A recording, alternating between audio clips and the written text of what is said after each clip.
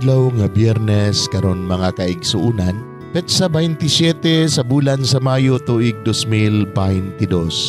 Ang pagbasa kinutlo gikan sa Ebanghelyo sumala ni San Juan, kapitulo 16, bersikulo 20 ngadto sa 23. Si Jesus mingon ngadto sa iyang mga tinun-an, "Sultihan ko kamo, maghilak kamo og magminatay, apan malipay ang kalibutan. Maguol kamo, apan mahimong kalipay ang inyong kaguol.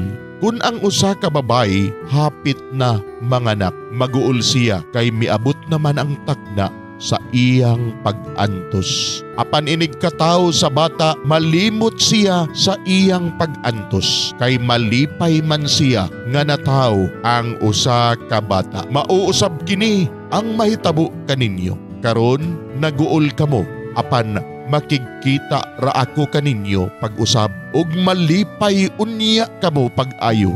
Kalipay nga walay makaagaw gikan kaninyo. Inigabot niya tong adlaw, dili kamo mangayo kanako bisag unsa. Sultihan ko kamo. Ang amahan mo hatag kaninyo bisag unsay inyong pangayoon kaniya, pinaagi sa akong ngalan." Mga igsuon, ang Ebanghelyo sa Ginoo. Daygon ikaw, O Kristo.